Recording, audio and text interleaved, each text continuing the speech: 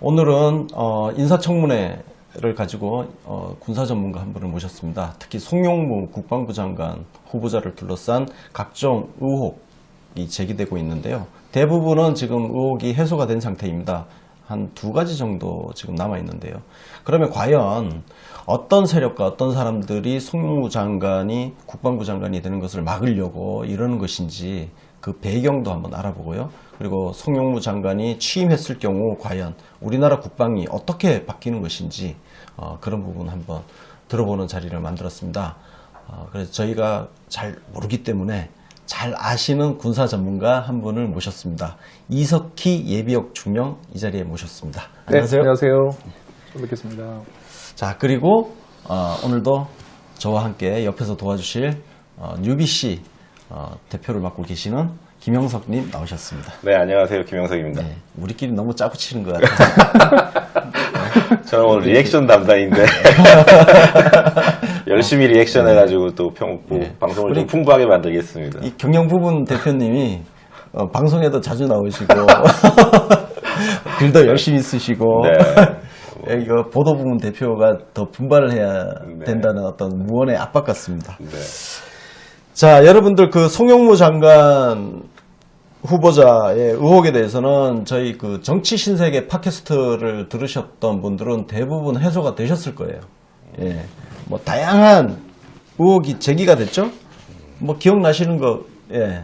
또 저는 제일 기억나는 게 그 따님 주식 70만 원어치 샀다고 그게 무슨 뭐 방산비리랑 연관된 거 아니냐 이렇게 주장하는 그 주장이 제일 기억이 남는데 그런 거는 사실은 어떻게 생각하면 국민을 너무 무시하는 것 같아요. 네. 나는 위장 전입.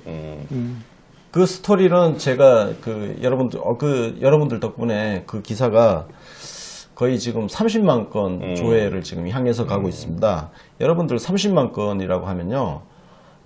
지금 저희는 아직 네이버 다음 포털에 아직 안 들어간 상태인데, 포털에 들어가 있는 기사도요, 정말 최상단에 아주 중요 메인에, 기사로 그렇죠. 메인에 노출이 되어야 30만을 조회를 합니다.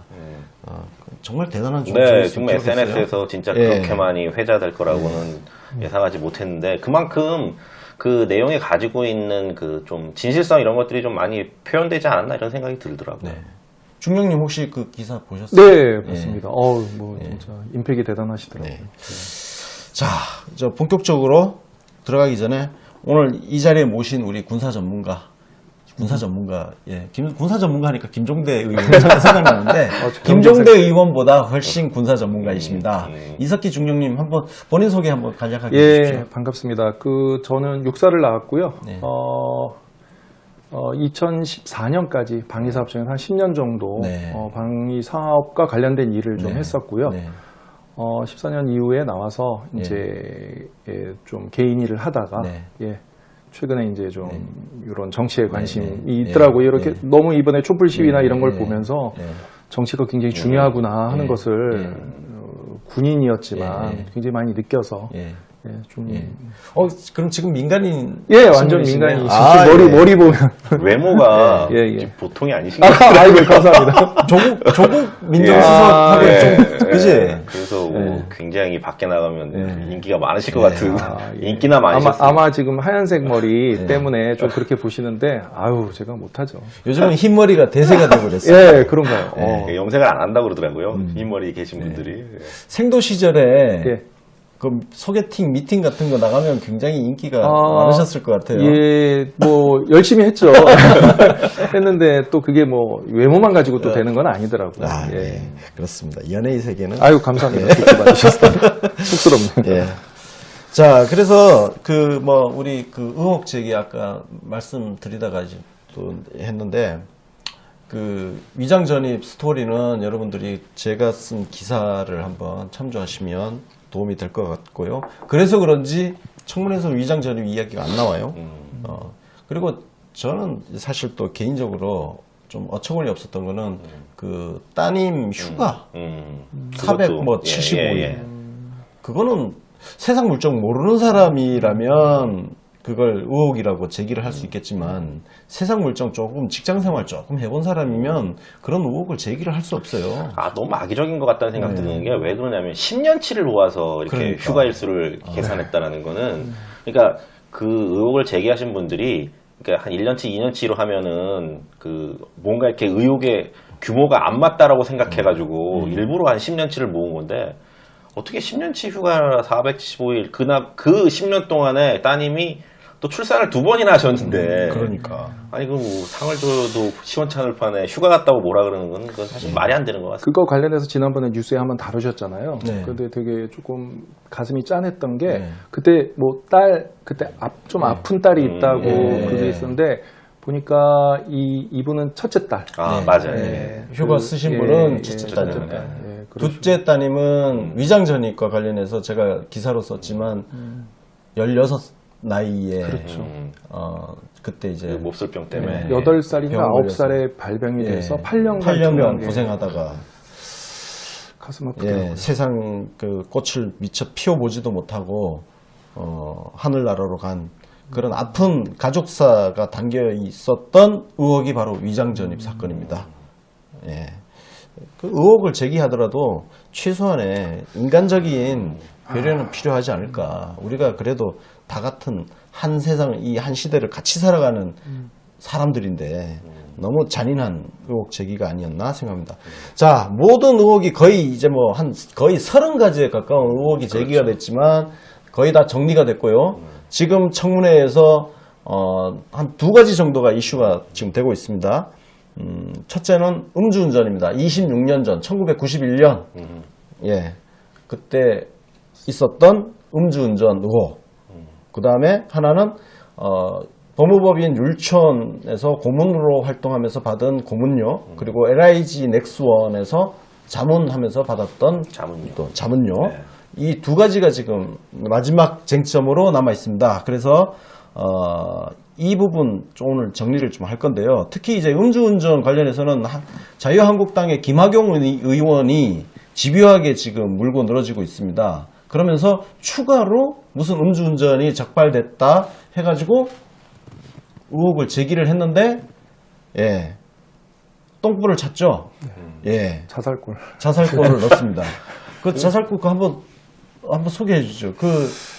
예, 거의 뭐 청문회 오후쯤 네. 돼서 갑자기 이제 굉장한 거를 또 하신 것처럼 예. 얘기를 하셨죠. 그래서 음주운전은 더 이상 없느냐 그렇죠. 물어봤고 김 의원님 물어봤고 그거에 대해서 좀 없다 네. 했는데 그러면은 만일 있으면 사퇴하겠느냐 봐주겠다 이런 식으로 해서 굉장히 청문회장을 술렁이게 만들었었죠. 아, 굉장히 많이들 놀라셨죠. 드라마틱하게. 예. 예. 근데 결과가 굉장히 허망하게 끝났었죠. 예. 네. 그게 본인이 아니라 그 동기생. 동기생. 예, 박모 대령으로 예, 시기가 예, 91년도 예. 똑같아요. 진해 해군 예, 작전사령부에서 원래 그때 있었던 거는 사과를 하셨던 거고 네.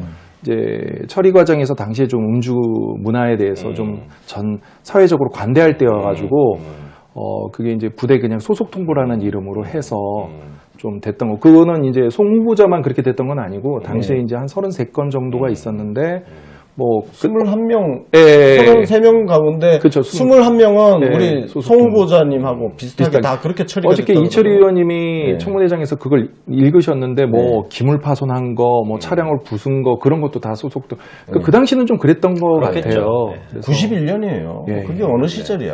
그러니까 그거는 깨끗하게 사과를 하셨고 네. 젊은 날의 실수 네. 이렇게 사과를 하셨는데 그 이후에 이제 전출을 네. 오셔가지고 그때 이후에 뭔가 제보를 또 받으셔서 이제 얘기를 하셨던 것 같아요. 예.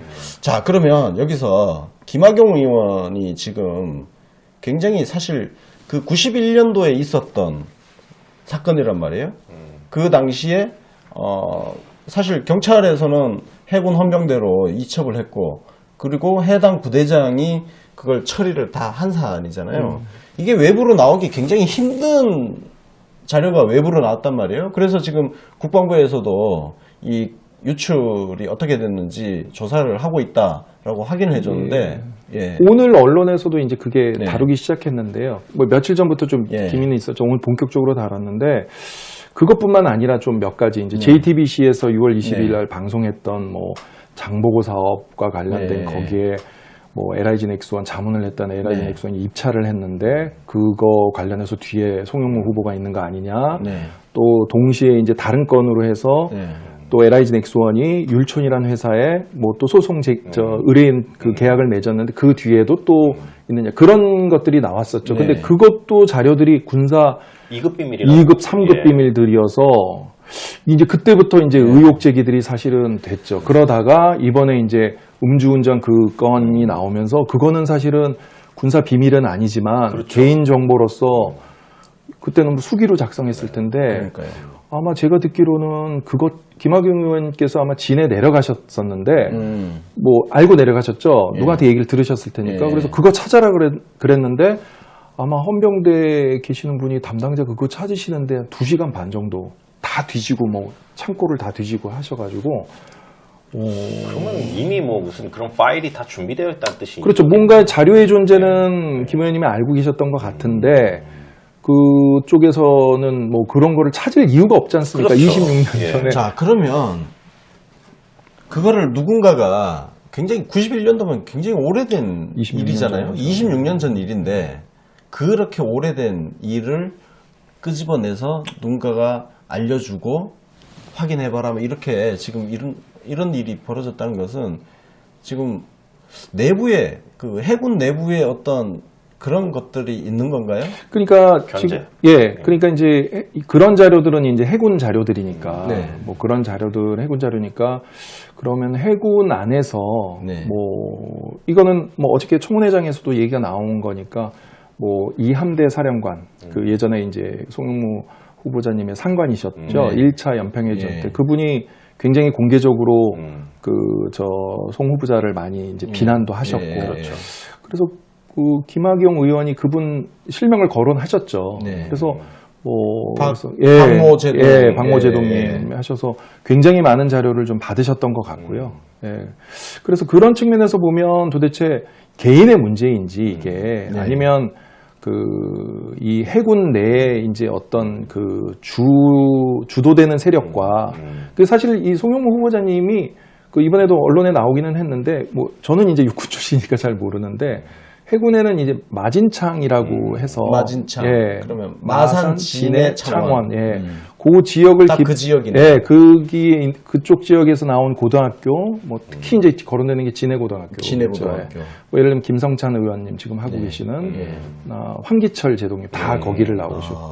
그래서 뭐 해군 출신 이제 동료들한테 한번 들어보니까 자기가 진해고등학교를 나오거나 아니면 와이프가 나오거나 아니면 뭐 저 장인어른이 나오시거나 거기에 이제 그 뭔가 전반적인 하여튼 예. 진해고에 뭔가 걸쳐 있어야 되는. 그렇죠.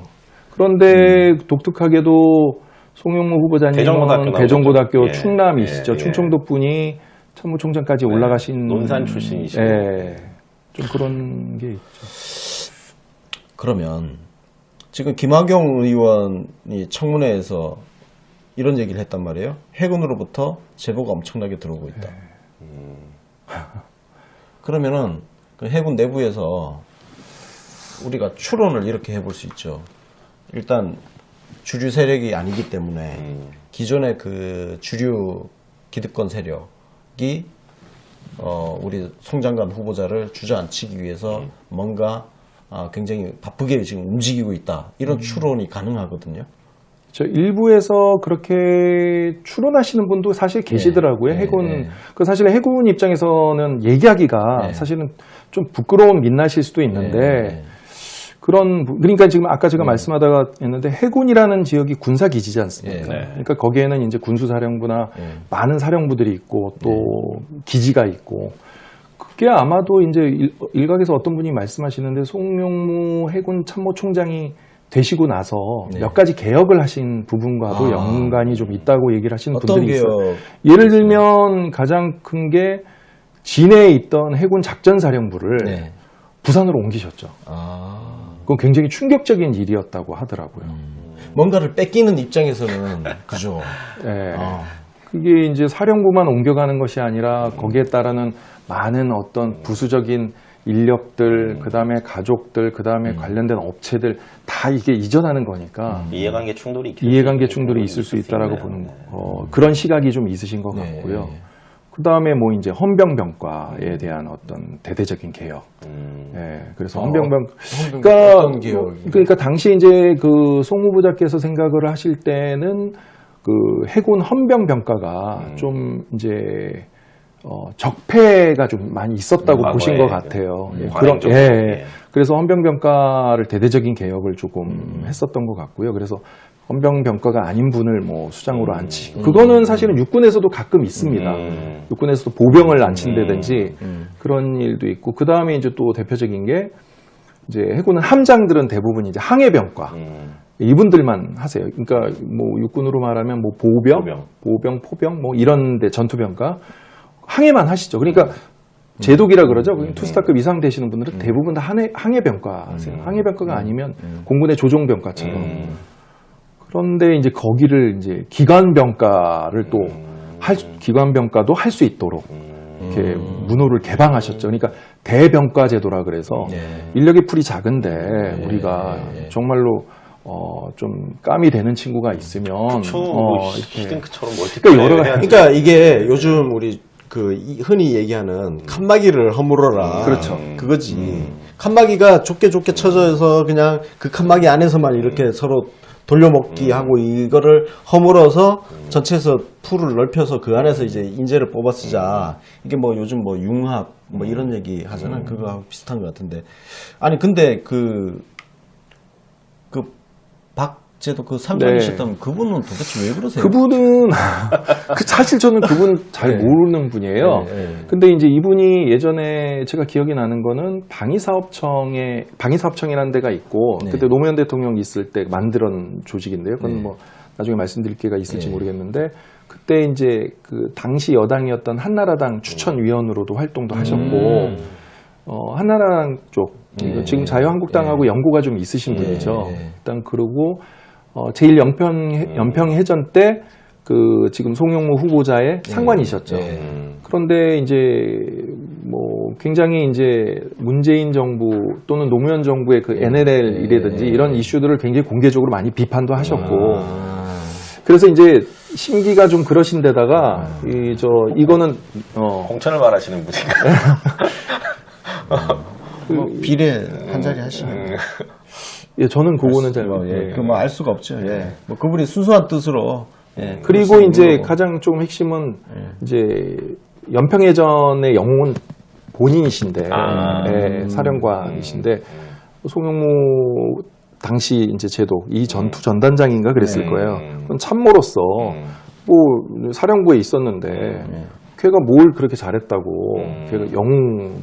그래서 어저께 김학용 의원이 마지막에 그렇게 얘기하셨잖아요. 어디 가서 충무공이라고 얘기하고 다니지 말고 뭐 연평해전 영웅이라고 얘기하지 말라고 했는데 아마 답변을 그렇게 하셨죠. 이거는 참 해군의 명예를 참 전체 그러면 어떻게 되냐면 그 사령부에 있었던 분들 중에 훈장 받으신 분들도 다 반납하셔야 되잖아요. 그러니까 개인의 일이 아니잖아요. 그럼요. 맞아요. 안타까운 그거는 해군이 그 작전을 수행을 해서 승리를 거뒀던 거고 그 중에서 이제 그런 그 작전 수행했던 사람들 여러 사람들이 있지만 그 중에 이제 몇몇 사람들을 대표로 선발해서 상을 주고 그렇죠. 그런 건데 뭐 억하심정이 있을 수는 있을 것 같습니다. 자, 그래서 김학용 의원이 이렇게 집요하게 이렇게 물건 늘어지셔서 음주운전 그걸 추가로 지금 탁 해가지고 똥볼을 찾는데요. 이거는 유튜브 영상을 한번 여러분들 한번 참조해서 한번 보시기 바라겠습니다. 자, 그리고 우리 군사 전문가 하면 누구 떠오르세요? 정의당의 김종대. 김종대 의원이 의미심장한 글을 올렸어요. 네, 맞아요. 페이스북에 김종대 의원이 그 한번 글을 올렸는데 대충 뭐 어떤 굉장히 긴 내용이니까 뭐 다 소개해드릴 수는 없는 것 같고 간단하게 축약을 하면 정의당은 원래 송영무 장관 후보자를 반대하는 입장이었다. 그래서 네. 본인도 그런 어떤 시각에서 청문회를 지켜봤는데 김종대 의원이 말한 거는 굉장히 핵심적인 내용은 그 부분입니다. 결국은 나머지 도덕적 시비 이런 거는 다 넘어가고 남은 거는 고액 수임료, 자문료 이 부분인데 김종대 의원은 이렇게 말씀하셨어요. 그러니까 이게 자문의 성격을 봐야 된다. 이게 자문이 그러니까 무슨 이권에 개입해서 이권의 수수료를 받은 거라면 문제가 되는 거지만 이 자문의 성격이 그러니까 무슨 이 방위 사업에 대한 전문적인 지식을 학습시켜 주는 거라든지 아니면은 이 방위 사업 관련된 수출 업체들한테 지원을 해서 이게 수출을 좀 더 수출을 잘할 수 있게 도와주는 일이라든지 이런 거는 좀 다른 시각에서 봐야 된다. 금액을 차치하고 그래서 김종대 의원이 저는 그러면 더 이상 이런 도덕적 시비 이런 부분들이 나오지 않는다는 전제하에 다른 평가를 한번 해보고 싶다. 이전의 당론과 다른 그런 글을 올리셔서 굉장히 큰 또 화제가 되고 있습니다. 전향적인 거네요. 네, 그죠? 그렇죠. 당론과 지금 반대의 네, 어떤 그렇습니다. 입장선에. 예. 네. 자, 그러면 여기 지금 이제 그 얘기가 나와서 그런데 그 자문료 관련해서 그러면 이게 사실 그 무기 관련해서 보면 리베이트가 항상 문제가 됐잖아요. 그래서 지금 송 장관 후보자 같은 경우도 지금 특히 LIG 넥스원 뭐 자문료하고 율촌 고문료 이게 지금 문제가 되는 게 그런 예. 거하고 좀 연관이 되어 있죠. 그 제가 여기서 조금 이제 좀 이해하시기 쉽게 예. 좀 설명을 몇 가지 좀 예. 드려야 될 것 같은데요. 이 리베이트라는 용어는 그냥 이제 속칭 뒷돈이죠. 예, 그렇죠. 되돌려주는 예, 거니까. 이게 이제 기억이 나시는 게 옛날에 율곡 사업 대단했었죠. 그때는 뭐 진짜 아예 공식적인 몇 퍼센트 이런 게 막 규정에도 있을 정도로 정가가 예. 있었으니까. 예. 그렇죠. 그래서 국민들 뇌리에는 이제 아주 안 좋은 거로. 굉장히 안 좋은 예, 거죠. 예. 자, 지금 송 후보자님이 하셨던 거는 자문 또는 고문이셨어요. 예, 예. 근데 이제 조금 비견해서 좀 비교해 볼 만한 예. 분이 예전에 이제 박근혜 정부 때 지금 최초 국방장관 후보자로 내정이 되셨던 김병관 예. 씨가 계셨죠. 낙마하셨죠. 예, 낙마하셨죠. 그때도 낙마했던 이유 중에 하나가 그 당시에 그 에이전트 회사의 고문으로 일하시면서 예. 아마 1년 정도 근무하시면서 얼마 전 1억 억대 이제 그걸 수수했다는 그걸로 낙마를 하셨죠. 근데 이제 그 성격을 조금 달리 보셔야 되는데요. 지금 이제 그 통상 이제 방산 비리라고 얘기하는 것이 어떤 거냐면 해외 업체들이 무기들을 한국에다가 파는 거예요. 그럼 팔려면 이 사람들이 뭐 영국 사람들일 수도 있고 미국 사람들, 이스라엘 사람들이 있잖아요. 언어도 그러니까 대리인들을 둬요. 그렇죠. 이게 이제 에이전트라고 이제, 합니다. 그렇죠, 에이전트. 그래서 지난번에 이제 했던 일광공영, 뭐 이런 그렇죠. 이규태, 예, 뭐 맞습니다. 이런 회사들이죠. 린다김. 그렇죠. 린다김이 대표적인 네. 케이스죠. 이런 분들은 어떻게 하냐면 굉장히 영어도 잘하시고 뭐 이렇게 이중국적인 경우도 많고 그런 분들이 굉장히 그 예비역 장성분들을 많이 영입을 하세요. 브로커죠. 브로커. 일종의 브로커 역할이에요. 근데 그게 리베이트예요. 그게. 근데 이제 지금 송 후보자님은 그런 게 아니고 정상적인 그런 외국 회사를 대행한 게 아니라 그 한국의 법인 율촌, 그 다음에 LIG 넥스원에 관련된 뭐 예를 들면 그 방산과 관련된 전문 지식을 변호사들에게 그렇죠. 세미나를 해준다든지 알려준다든지 그 다음에 이런 무기는 굉장히 중요한 게 뭐냐면 기술이나 성능도 되긴 하지만 운용 개념이에요. 그렇죠. 이 운영 개념이 굉장히 중요합니다. 그래야지 수출도 되고 그러는 거거든요. 그건 굉장히 외국 같은 경우에는 고가의 지식 재산이에요. 그런 걸 하신 거죠. 그리고 LIG 넥스원은 실제로 그렇게 기여하셔서 인도네시아에 잠수함을 세 척 파는데 결정적인 기여를 하셨던 거예요. 이런 얘기들은 어저께 이제 증인으로 나오신 분들이 다 증언을 좀 하셨고요. 그러니까 성격이 완전 완전 틀리죠. 하나는 국부 유출. 예. 우리 국민의 세금이 해외로 예. 나가서 해외 사람들이 돈을 버는 거고 그렇죠. 지금 송 후보자님이 하신 거는 국부 창출이죠. 예. 벌어오는 거니까. 네, 간단한 거예요. 네. 근데 이거를 일반 국민들이 자꾸 헷갈리시니까 이게 이제 방산업체에 뭐 했다 그러면 뭐 이렇게 지금 그러니까 이런 거죠. 우리 기업으로 치면 내가 뭔가 좋은 뭐 영업을 열심히 해서 돈을 많이 벌어왔어. 그럼 회사에서 나한테 인센티브를 주잖아. 그러니까 송 장관님은 그런 인센티브를 받은 거고 그 이전에 리베이트라고 하는 거는 회사에 손해를 끼쳐놓고 그러니까 원래 지출해야 될 돈보다 더 많이 지출하게 하고 나는 뒷돈 따로 뒤로 따로 돈 받는 거야. 이거 성격이 완전 다른 거지.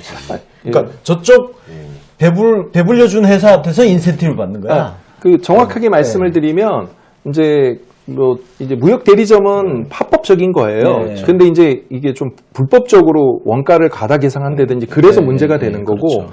뭐 군사 기밀을 유출한다든지 그런 과정이고 지금 송 후보자님 같은 경우에는 그 성과급 안 받으셨어요. 그러니까 이게 예, 뭐 예. 제가 비유를 든 예, 건데 맞아요. 예. 그냥 월급만 받으신 그렇죠. 거예요. 월급하고 예, 자문료만 예. 받으신 거고. 그러니까 심지어 예. 인센티브도 안 받았어. 네, 인센티브 안 받으신 아니 거예요. 저는 지금 중령님 설명을 들으니까 사실은 굉장히 궁금했던 부분들이 좀 해소된 게 하나 있거든요. 그러니까 뭐냐면 이제 저한테도 이제 이렇게 물어보시는 분들이 있었어요. 그러니까 왜 무기를 팔고 뭐 아니면은 이런 대개는 보면 이런 무기 체계들이 다 과학기술이나 뭐 이런 거랑 연동되는 거니까 오히려 무슨 공학자들이나 뭐 이런 사람들이 자문을 해야지 왜 군인이 거기에 자문을 하냐 이거는 그냥 이름만 빌려주고 돈 받은 거 아니냐 이렇게 얘기하시는 분들이 있었는데 오늘 중령님 설명 들으니까 저도 금방 이해가 되는 거예요. 왜냐하면 무기가 이게 그냥 어떻게 생각하면 전투에 활용되는 거잖아요. 그러니까 전투 개념이나 전력 개념을 모르면 그 무기를 사가도 사실 소용이 없으니까 맞아요. 그 전투나 이 전력 개념을 이해시킬 수 있는 전문가가 필요하다라는 거 이거는 정말 지금 설명을 들으니까 되게 쉽게 이해되는 것 같아요. 그런 거라면 사실은 거기에 걸맞는 이 고문료나 자문료를 받는 거는 너무 타당하다라는 생각이 드네요. 제가 예를 하나 들면요. 그 선진국, 저 청문회장에서 이제 후보자께서 뭐 독일, 영국 뭐 이런 나라들을 선진국으로 그런 방향으로 한다는데 실제로 영국 같은 나라들은 영국의 기술이 좋아요. 무기 체계가 되게 좋은데 한국에서 자기들이 팔잖아요. 팔 때 누구를 데려오냐면 영국 군인을 데려와요. 왜? 여기서 파는 사람들은 한국에 있는 합참, 뭐 육군, 해군, 공군이잖아요. 이 사람들은 군인들이기 때문에 기술자들이 아니에요. 근데 이 사람들이 결정을 해요. 이 무기 체계가 가지고 있는. 그걸 누가 설명해 주냐? 군인이 설명해 그렇죠. 주는 거예요. 그런데 거기에 들어가는 체류비나 비행기표나 이런 거를 다 영국 업체들이 될 수 있도록 지불할 수 있도록 거기는 아주 유연하게 그렇죠. 국가 이익이 무엇이다라는 거 그렇게 제도화 시켜 놓고 있는 거죠. 그렇죠. 그래서 이 부분을 그래서 지금 율촌에서 받은 고문료가 고액이 아니냐, 과다한 거 아니냐. 근데 그렇게 말씀하시, 이 부분은 제가 조금 이야기를 할 수 있어요. 왜냐면 제가 이 로펌 쪽은 좀 내부에 근무도 했었고, 해서 조금 최근에 또 이야기도 좀 제가 이 사건 때문에, 이것 때문에 좀 또 자세하게 알아봤어요. 알아봤더니 고문들이 받는 고문료가 전부 천차만별이에요. 근데 이게 천차만별일 수밖에 없는 게 예를 들어서 뭐 공정거래 분야다 그러면 공정거래 분야는 이미 변호사들도 나름 굉장히 전문화가 되어 있어. 그러니까 그냥 약간의 실무적인 부분만 하기 때문에 뭐 조금 이제 뭐 많이 이제 액수가 조금 낮을 수도 수 있고 있다. 뭐 하여튼 그래. 근데 지금 국방 쪽은 로펌들이 새롭게 진출하고 있는 분야예요. 특히 국방 쪽이 어떤 수요가 있냐면 우리 무기 수출 쪽, 수출 쪽에 관련해서 또 이제 분쟁도 생길 거고. 계약서 그죠? 써야 되니까. 네, 그렇죠. 계약서 써야 되고. 근데 변호사들이 지금 조금 전에 말씀하신 운영 체계라든지 전략이라든지 뭐 이런 거에 대한 개념이 전혀 없죠. 있겠어요? 있을 수가 없죠. 그러니까 그런 거를 이해시켜야 계약 체결 과정에서 유리하게 협상을 할 거 아니에요. 그죠? 그러니까 그걸 누가 가르쳐줘? 변호사들한테. 그걸 해줄 수 있는 사람이 누가 있겠어? 그래서 제가 생각할 때는 율촌 입장에서 할 때 그 왜 송 후보자를 가장 적합한 사람으로 봤느냐. 일단은 굉장히 해군 참모총장까지 하셨으니까 그런 예. 지명도도 있으신 예. 데다가 이분이 어떤 직위를 하셨냐면 제가 알기로는 원스타 때 예. 원스타 때 조함단장이라는 직위를 하셨어요. 조함단장은 뭐냐면 뭐예요? 배를 만드는 모든 전력화 사업의 사업 단장이셨어요. 조함. 네, 배를 조함. 만드는 예. 배를 만드는 예. 단이네요. 예, 그때 이제 그 참여정부 때 하셔가지고 지금 해군의 수건이었던 그 이지 싸움을 전력화시키는데 예. 아주 혁혁한 공을 하셨고 예. 그런 거를 하셨기 때문에 전력 업무 이런 하셨죠. 그 다음에 이 전단장을 또 하셨으니까 작전도 그렇죠. 하죠. 예. 이분은 전략 쪽에 계속 오래 계셨었어요. 그러니까 이제 조함 업무도 하셨죠. 그거 끝나고 기획관리 참모부라고 해가지고 모든 해군에 관련된 무기 체계 사업은 다 하는 기획관리 첩보부장을 또 하셨거든요. 야, 그러면 예를 들어서 우리가 뭐 잠수함을 인도네시아에 팔 때 그냥 팔아서는 어떻게 팔겠어? 인도네시아의 그 군사 전략이라든지 무기 운영 체계라든지 이런 거하고 부합이 되어야 그렇죠. 그걸 또 설명할 수 있어야 될 거 아니에요. 그렇죠. 그러니까 이런 것들을 그러니까 이게 고부가가치인 그렇죠. 거야. 그게 새로운 시장을 개척하는 지식사업이라고 입장에서 봐야 되겠죠. 그러니까 상대적으로 좀 많은 고문료를 LIG 충분히, 같은 경우에. 상대적으로 많은 고문료를 받을 수 있는 조건이 되어 있다는 거예요. 근데 사실 이 고문들이 받는 이 고문료에 대해서 특히 이 저기 중소형 로펌이라든지 개인 변호사들이 색안경을 끼고 보고 있어요. 왜냐하면 이게 워낙 이 격차가 고문들이 과거에 실제로 뒤에 로비해주고 아니면은 사건을 갖고 와서 수임을 해주고 뭐 좀 받는 그런 성격으로 많이 실제로 했거든. 근데 사실 최근에는 제가 알기로는 최근 10년 동안 로펌 고문의 역할이라는 게 거기에서 벗어나고 있어요. 전문성 강화. 그런 측면에서 특히 국방 공공정책이라든지 국방 계약이라든지 이런 분야에 있어서는 이게 새로운 시장이고 신규 분야이기 때문에 아는 사람이 없어요. 로펌 쪽에. 그러니 당연히 우리 이런 송 후보자 같은 분은 다른 고문보다 더 많은 액수를 받을 수 있는 조건을 갖춘 상태야. 그래서 이거를 전부 막 무조건 옛날식으로 선입견을 갖고 나쁜 식으로 지금 보고 있는데 절대 그렇지 않다는 것을 제가 이 자리에서 제가 제 이름 걸고 말씀드릴 수 있어요. 이걸 가지고 저를 비판하시는 분들도 있더라고요. 변호사들 뭐 제가 잘 모른다고 여러분들이 잘 모르시는 거예요. 다른 세상이 있어요, 실제로. 예. 이 발언 때문에도 우리 송 부장님이 좀 번역을 치르셨는데. 그러니까 좀 말씀이 예. 어저께 보셔서 아시겠지만은 좀 이렇게 말씀이 많지 않으세요. 그러시다 보니까 이제 좀 그러셨던 것 같아요. 굉장히 오해 소지가 있지만 네. 제가 지난번 팟캐스트에서도 말씀드렸지만 저도 월급쟁이 생활만 쭉 했는데 진짜 저희하고 다른 세상이 있어요. 그 로펌의 파트너, 특히 우리나라 대형 로펌 하면 한 6대 로펌으로 자르는 경우도 있습니다. 율촌 같은 경우는 그 6대 로펌에 들어가는 회사고요. 변호사하고 직원 합쳐서 700명입니다. 어마어마한 회사예요. 거기 로펌 파트너면요. 그 파트너들이 가져가는 액수는 공개도 지금 안 되어 있어요. 그냥 대충 유추해서 국민건강보험공단에 납부하는 보험료 갖고 추론만 해요. 추론만 하는데 하나만 말씀드리면 김앤장의 김용무 변호사님 거기 창립하신 분인데 그분이 이건희 정몽구 회장과 어깨를 견주는 세금 납부 실적을 기록하고 있습니다. 이 정도로만 말씀드리겠습니다. 다른 세상이 있다는 거. 뭐 합법적으로 버는 거예요. 거기에 대해서 많이 번다고 그게 죄는 아니잖아요. 예, 그 말씀 드리고 싶고요. 자, 그런데 이 문제가 자꾸 이렇게 거론이 되는 배경이 있을 것 같아요. 네? 자문료. 이 자문료 예. 부분. 그러니까 과연 누가 이 문제를 자꾸 제기를 하고 있을까요? 뭐 어저께는 사실 음주운전 문제를 많이 예. 되기는 했지만 예. 이 부분은 이제 아까 말씀드린 것처럼 좀 인식에 좀 예. 그것도 있으신 것 같고 그 다음에 이제 특히 이 부분과 관련해서는 또 이제 나오는 얘기 중에 하나가 이게 지금 아까 말씀드린 것처럼 뭐 이 소송 정보도 지금 나간 것 같고 네. JTBC 같은 네. 방송에 그래서 일각에서는 이런 방위력 개선 사업에 관련된 군사 비밀에도 정통하면서 네. 소송 정보도 알 수 있는 사람이면 굉장히 극소수거든요.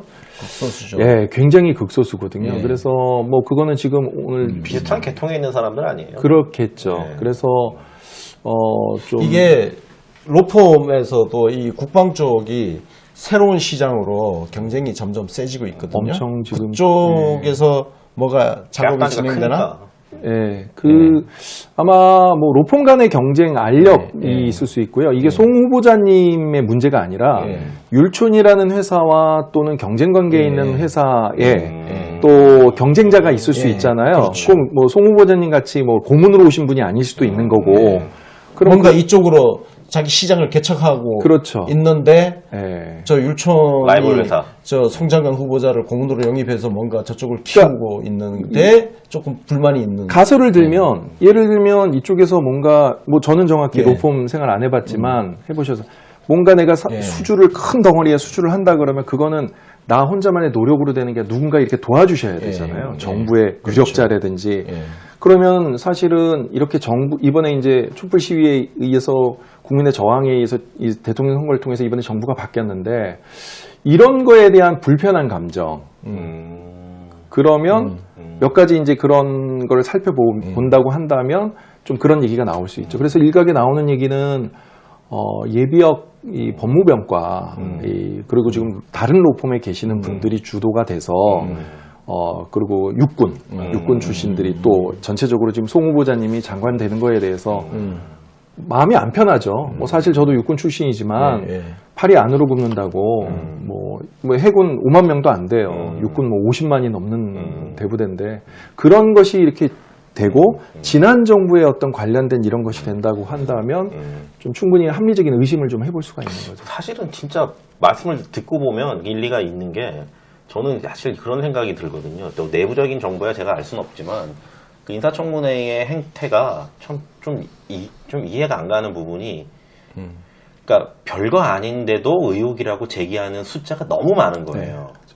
그러니까 뭐냐면 이거는 내부에서 누군가가 스크린하지 않고 막 쏟아낸다라는 얘기인데 그러면은 이런 의혹들을 던져주는 곳이 한두 곳이 아니라 막 되게 여러 곳에서 집단적으로 의혹을 던져준다는 뜻인데 그렇다 그러면 이거는 이분을 이제까지 계속 지켜봤던 세력들이 다양한 곳에서 있으면서 그런 행동들을 하는 거 아니냐 이런 의심이 들거든요. 그러니까 복잡한 함수 관계가 좀 숨어 있는 것 같아요. 이쪽에 있는 전문가들끼리는 그런 얘기들을 하는데 예를 들면 박근혜 정부 때 했던 방위사업 수사 한 우병우 당시 수석이 뭐 세월호를 덮기 위해서 뭐 했다라고 하는 많은 분들이 고초를 받으셨죠. 거기에 그 활동을 하면서 했던 법무장교들. 그래서 이제 이거는 언론에 다 난 거니까 거기에 활동했던 모 대령이 사실은 이제 몸이 굉장히 아파서 이제 사무실에서 이제 쓰러질 정도로 뇌종양이었나 뭐 그랬는데 사실은 그 정도 되면은 진급이 사실은 굉장히 어려워요. 그런데 전격적으로 진급이 됐죠. 그래서 장군이 돼서 육군 이제 관련된 법무 이제 수장이 됐고 그분과 또 지금 아까 말한 율촌의 경쟁 로펌에 있는 분이 또 선배일 수 있는 거고 그런 연관관계를 통해서 뒤에 우병우 수석이 있으면서 이런 진급을 그렇게까지 시킬 정도의 힘을 발휘했다 그러면은 충분히 그런 동기가 있다고 볼 수 있는 거죠. 결국은 이렇게 연결이 되네요. 이명박 박근혜 정부 당시에 방산 비리와 관련 있는 세력들. 그렇게 충분히 추론이 가능하죠. 예. 예. 사실 지금 이 뭐 송영무 장관 후보자의 경우는 계속 뭐 이미 이거는 다 그렇게 인식을 하고 있는데 방산 비리 관련해서 떨고 있는 사람들이 조직적으로 저지하려고 하고 있다. 뭐 이렇게 다 얘기가 되고 그러니까 있거든요. 하나의 말씀을 드리면 지금 이명박 박근혜 정부가 들어와서 뭐 기억나실지 모르겠는데 이명박 정부가 이명박 대통령이 당시 무슨 얘기를 했냐면 리베이트 20%만 줄여도 국방비를 리베이트만 줄여도 20% 국방비를 할 수 있다. 그래가지고 그때 막 엄청나게 이제 저가 입찰 됐고 그 돈을 그러면은 어디에다가 썼느냐 그런 비판들이 많았거든요. 그 서울시장 되셨을 때도 돈을 세금을 더 걷어서 저 청계천을 판 게 아니라 업무 보고를 받으면서 끌어올 수 있는 돈들을 해서 8천억 정도를 해가지고 저 청계천을 팠다고 해요. 그때 제가 이제 뭐 하면서 그런 위치에서 제가 들은 얘기가 있었는데 그것도 굉장히 유사하게 그 4대강 사업 또는 뭐 이런 사업들을 하면서 필요한 재원들을 별도의 재원이 아닌 그래서 그 20%의 돈이 필요하지 않았을까. 그런 것도 사실 들여다봐야 되는 의혹이고요. 이게 쭉쭉 연결이 되네요. 그 다음에 이어서 4대강까지 연결이 되는 건데?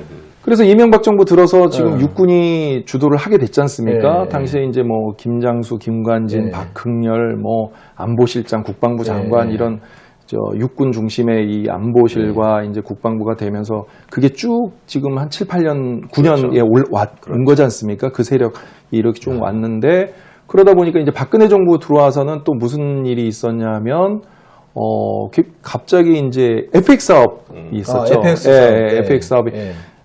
원래는 방위사업청에서 원래 이제 방위사업청을 만든 이유가 그런 거예요. 몇몇 한두 사람의 그거에 의해서 기종이 결정되지 못하도록 그래서 뭐 어떤 사업팀이 결정이 되면 돈을 들여서 선행 연구라는 것도 하고 전문가들 다 그래서 그때 이제 차세대 전투기 사업으로 그때 보잉사의 F-15 사일런트 이글이라는 예, 게 맞아요. 결정이 됐어요. 네. 그게 이제 결정이 되면 국방부 장관이 계시는 방위사업 추진위원회라는데 올려서 의결을 해요. 그러면 이제 기종이 결정이 되는 거예요. 그런데 굉장히 충격적이게도 보통 방위사업청에서 결정되면 이게 번복이 안 돼요. 근데 거기서 번복이 됐죠. 뭐 언론에 다 나왔으니까. 김관진 장관께서 당시 장관께서 그거를 이제 번복하셨고 F-35로 바꾸시면서 그 이유를 뭐라고 다셨냐면 이거는 정무적인 판단에 의해서 그게 지금까지 아직 도대체 이 정무적인 판단이 그러다 보면 이제 송영무라는 사람이 어떤 사람이냐 아까 말씀드린 해군참모총장 그 다음에 지난 정부와의 어떤 관계 속에서 어떤 이 사람이 해왔던 어떤 그런 그 추진력 개혁성 그러면 해군에서 했던 개혁을 장관이 되면 공군 육군 다 하지 않겠습니까? 정군 다 하는 거죠. 공포심이 발생이 되는 거죠. 두렵겠다. 두렵죠. 야, 그 정무적 판단은 도대체 왜 했을까? 그지? 근데 그 이거 얘기는 최순실하고 뭐 혹시 또 최순실하고도 관련되어 있는 거 아니야? 연관돼 있다는 그런 루머도 되게 그러니까. 많았었던 것 같아요. 그럼 최순실하고 연결되어 있는 무기 사업업자는 또 누구일까? 우리 이런 의혹을 충분히 합리적으로 가질 수 있잖아. 그러니까 그 세력들이 전부 떨고 있는 거야. 그리고 송영무 장관 후보자를 어떻게든 낙마시키기 위해서. 근데 여기서 제가 약간 옆길로 잠깐만 세면요. 여러분들 법무부 장관 봤죠? 안경환 장관 후보자 낙마시키고 누가 왔죠? 더 무서운 사람이 왔습니다. 박상기 장관 후보자. 그분이 안경환 장관 후보자보다 훨씬 무서운 사람이야. 그렇게 하면 안 돼요. 여러분들 우리 그 송영무 장관을 조직적으로 떨어뜨리려는 세력이 있다면 알아둬야 될 게 혹시라도 그럴 일은 없습니다. 근데 송 장관이 장관이 안 되면요 더 무서운 사람이 올 수 있어요. 더 무서운 사람. 거론되는 분 있던데요. 더 무서운 사람이 옵니다. 그 군 출신이 아닌 사람이 임명될 수도 있는 거지. 자, 근데 송영무 장관 그냥 우리 문재인 대통령이 미국 갔다 오시면 바로 임명할 것 같아. 문제 없으니까. 자, 요거는 지금 이 이명박 박근혜 정권 당시에 그 4대강 사업이라든지 최순실 국정농단 세력, 우병우 민정수석 이런 것까지 쭉 연결해서 한번 봐야 될 것 같고 이거를 해낼 수 있는 사람이 바로 송영무 장관 후보자다. 자, 그러면 도대체 송영무는 어떤 사람이냐? 우리 인생 스토리 간단하게 짧게. 왜냐면 우리 이런 거 너무 길게 하면 사람들이 오글거려서 안 좋아해. 우리 요즘 사람들은 위인전을 안 좋아하니까 간단하게 한번 소개해 주시죠. 그 조사를 제가 해봤는데요. 일단 우암 송시열, 송시열의 직계 자손이시고요. 그 다음에 이제 고조 할아버지가 송병선 항일 운동가. 그래서 1905년도 일산늑약 때 자결하셨고, 이분의 또 동생분도 12년도에 자결하셨고, 아주 집안이 아주 강직한 집안이신 것 같고요. 핏줄 DNA가 있어요. 그런 분이시고,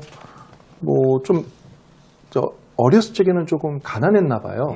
좀 어려우셔서, 그래서 이제 형님들은 대학을 가고, 그래서 해군사관학교를 지원해서 가셨던 것 같고요. 학비가 안 드니까. 좀 사관학교 출신들 중에 이제 다는 아닌데 좀 그런 경우가 있어요. 학비 문제 때문에 사관학교 가는 사람들이 많죠. 저도 아버님 사업이 그때 어려우셔가지고. 죄송합니다. 갑자기 그렇게 했고 아까 말씀하신 것처럼 두 따님이 계셨는데 이제 둘째 딸을 그렇게 이제 18살에 희귀병. 그렇죠. 아버님이 85년도에 췌장암 발견이 되시고 따님이 88년도에 희귀암이 걸려서 그렇게 됐고 돈 생활이 힘들었을 것 같아요. 그때가 88년도에 이제 아버님 돌아가시고 딸 투병이 함께 돼서 그때 전역하시려고 하셨대요. 너무 힘들고. 그래서 이제 그런 그렇죠. 아픔이 조금 있으셨던 생활 것 집중하기가 같고요. 어렵죠. 그 가족이 그렇게 두 명이나 아픈데. 그리고 뭐 송충무공이라는 별명은 뭐 생도 때부터 이제 생도 때부터? 얻으셨다 그러더라고요. 정말 그래서 리더십이 생도 대단하셨나 때 봐요. 뭐 일화 좀 뭐 예를 들면 이제 하급생도들 네. 그러니까 후배들한테는 좀 관대하시려고 하셨나 봐요. 뭐 물론 이제 호불호가 좀 있으시긴 한데 그래서 이제 아무리 동급생도라 하더라도 자기하고 동기생이라 하더라도 그 원칙에 벗어나거나 그러면 그거를 참지 못하셨고 뭐 그러다 보니까 그런 게 이제 난중일기에 나오는 이순신 장군의 또 인간적인 또 모습도 있지 않습니까? 네. 뭐 부하를 배웠다 뭐 이런 것도 있고 그러니까 그런 게 오버랩이 되면서 이제 충무공기라는 그다음 풍모를 보시면 아시겠지만 키도 크시고 또 이게 눈매가 보통이 아니시잖아요. 그러니까 이제 그런 게 이제 되신 것 같고요. 진짜 장군 포스가 나더라고요. 그러셨던 것 같아요. 근데 본인은 그 충무공이라는 그 별명이 굉장히 짐이셨대요. 그렇겠죠. 무게감이 뭐. 그러니까. 평생의 짐이셨다 그러더라고요. 그래서 왜냐면 그걸 감당을 하려면 감당을 하는 사람 입장에서는 진짜 힘든 거예요. 힘들지. 그런 거를 뭐 주변에 많이 말씀하셨다고 하더라고요. 대략 아유 참 훌륭하신 분인데. 자 그리고 이제 우리가 이제 기대하는 거는 송영무 장관이 취임한 이후에 과연 대한민국 군대가 어떻게 바뀔 것이냐, 그리고 대한민국 군대에 어떤 일이 일어날 것이냐, 요거를 한번 사실 어떤 그래요. 일이, 진짜 그 국방개혁이라는 게 국민들이 굉장히 어떻게 생각하면 피상적으로 이해하고 있거든요. 그렇죠. 어려우니까. 남의 일 같지. 다 국방개혁이라고 그러면 당연히 해야지라고 생각하지만 그럼 과연 국방개혁이 뭐지라고 하면 사실 잘 모르거든요. 그러니까 어떻게 생각해보면 송영무 후보자가 장관이 되시면 과연 국방개혁이라는 그분이 하실 국방개혁이라는 게 과연 무엇이냐 이런 걸 좀 알리는 건 굉장히 중요한 것 같다는 생각이 듭니다. 크게 세 가지로 한번 줄여서 정리를 한번 해보시죠. 세 가지로요. 네. 일단 뭐 말씀을 드리면 크게 이제 그게 이제 뭐하고 맞닿아 있냐면 참여정부 때 추진했던 국방개혁 2020이라는 거하고 맞닿아 있어요. 당시에 그 송영무 후보자께서 합참전략기획본부장 3스타인데 이걸 주도를 하셨죠. 그러니까 그거의 핵심은 뭐냐면 그러니까 지금 육군 위주로 돼 있는 지상군 위주로 돼 있는 그 다음에 이제 진치전 위주로 이게 이 선에 의한 이 공방에 의한 그런 어떤 3군의 편중된 육군에 편중된 그런 작전 개념에서 좀 3군이 이제 합동성이라 그러죠. 육해공군이 이제 합동적으로 해서 이제 육군이 들어가기 전에 미리 공군이 들어가서 때려주고 초토화한 다음에 육군이 적당한 시기에 들어가고 이게 이라크전이나 이제 중동전 그런 개념으로 이제 전력의 균형을 이루는 방향으로 했던 게 국방개혁 2020인데 그게 이제 계속 추진이 못 됐어요. 당시에도 저항이 많았었고. 그랬겠죠. 그래서 이제 그거를 이제 그런 맥락에서 지금 3군 균형 발전. 그 다음에 지금 이제 이분이 뭐 언론에서 이제 말씀하신 거에 의하면 현재 우리 작전 개념이 방어적인 개념이거든요. 예를 들면 그런 일이 있어서는 안 되지만 북한이 전면전 상황이 됐을 때 저희가 상당히 수도권을 피해를 봐야 돼요. 그 이유가 뭐 작게 5027 그거죠. 그래서 이제 그러고 미군의 증원을 그러니까 미군이 증원될 때까지 그렇죠. 우리가 버티고 있는 거. 버텨야 돼요. 어느 선까지 후퇴를 하면서 버티는 거고. 그렇죠. 그래서 뭐 인계철선이라는 그렇죠. 이야기도 나왔던 거고, 그죠? 그렇죠. 근데 그 인계철선을 사실 예전에는 미군이 그 인계철선 역할을 하는 그거를 뒤로 지금 빼는 문제가 그때 이제 그때 노무현 대통령이 그 말씀도 하셨죠. 염치가 없다. 아니 남의 나라 그럼요. 남의 나라 국민들 그 자식들을 멀쩡한 자식들을 우리 땅에서 전쟁이 일어나면 그 사람들을 무슨 인계철선으로 쓴다는 이게 염치가 없는 거지. 죽더라도 우리가 죽어야지. 그렇죠. 이제 그런 베이스에서 이제 지금 국방개혁을 추진하시는데 그러려면 이제 수도권 방어. 그래서 가급적이면은 수도권에서 피해를 최소화시키기 위해서는 북한군의 전략이 굉장히 이제 전차, 네. 장갑차, 이 자주화된 병력으로 밀고 들어오거든요. 그때 이거를 일거에 이제 파괴할 수 있고 할 수 있는 화력 중심, 그 다음에 공세 기동 이런 중심으로 해서 원래 이제 그런 개념들은 저희 작전 계획에 반영 다 돼 있는 걸로 알고 있는데 그거를 더 강조하고 발전시켜 나가고 그 다음에 이제 북핵 위협에 관련된 어떤 그 북핵 미사일이나 어떤 핵 위협에 대해서 저희들이 독자적으로 또는 미국과 연합해서 그 다음에 그 전쟁 수뇌부, 지휘부를 타격할 수 있는 그런 능력들을 가짐으로 해서 지금 문재인 정부가 추진하고 있는 대화에 앞서서 압도적인 군사력을 바탕으로 해서 이제 하려고 하는 그런 외교와 안보의 그 투축에서 압도적인 군사력을 가지려면 국방비가 들어가는 것이 정말 효율적으로 들어가고 그렇죠. 있는지, 정말 무기는 제대로 개발되고 있는지, 작전 계획은 정말 우리가 제대로 되고 있는지. 아, 진짜 이거 얘기하면 진짜 화가 난다니까? 왜냐면은 그렇게 막대한 국방 예산을 이때까지 북한보다 우리가 경제력이 엄청 압도적이고 거기에 걸맞게 국방 예산도 북한에 비해서 압도적으로 쓰고 있는데 맨날 미군한테 의존하는 그 사고를 갖고 있는 게 진짜 화가 나. 왜냐면은 그렇잖아요. 맞아요. 우리 땅 우리가 지켜야지. 그리고 동맹 국가는 거기에서 이게 혹시 이제 파생했을 때 같이 싸우는 그런 개념으로 가야지. 아, 동맹국만 믿고 우리 거를 제대로 안 하고 이건 진짜 문제가 있는 것 같아. 그 사실은 자주국방이라는 그 개념을 싫어하는 사람이 있을 리가 없잖아요. 그렇죠. 그거는 다 우리가 다 염원하는 바고 우리 스스로 국방력을 키워서 우리 영토를 우리가 지킨다라는 그런 자세는 너무나 당연한 건데 이게 과거 지난 정부에서 그런 부분들을 전혀 어떻게 생각하면 좀 홀대한 거 아닌가라는 생각이 너무 많이 들더라고요. 이거는 저 개인적인 생각인데요. 그 이스라엘군이 강한 이유가 굉장히 이렇게 문제의식을 중요하게 생각해요.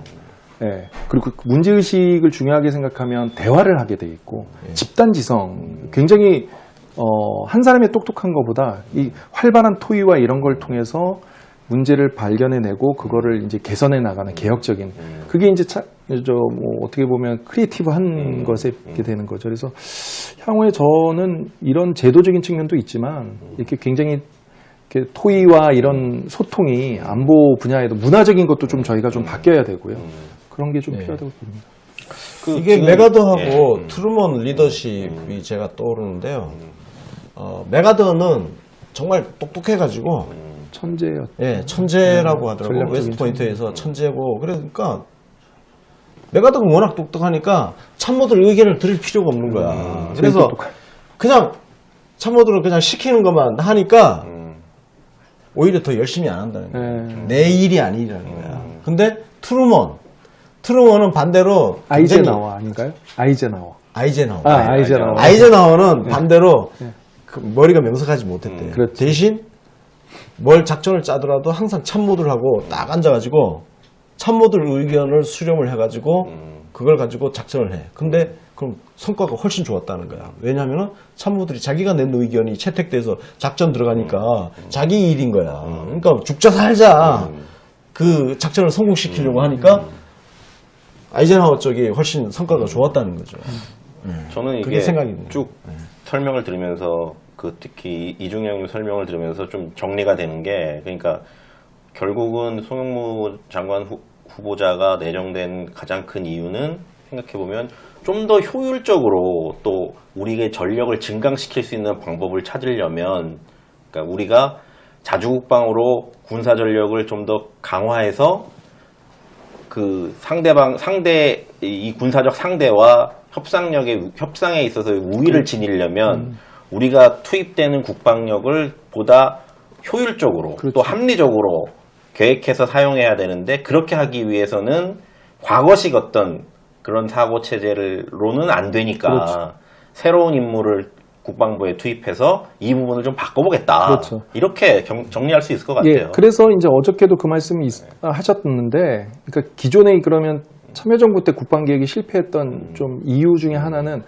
탑다운식으로 뭐 부대를 네. 줄이고 그렇게 대부분 육군이었거든요. 부대를 줄이고 뭐 인력을 감축하고 이제 그게 아니라 그래서 지금 이제 일각에서는 육군에 계시는 분들이나 예비역 장성분들이 굉장히 거부감이 많으신 것 같아요. 근데 제가 볼 때는 완전히 오해신 게 이분이 말씀하시는 가장 핵심이 how to fight.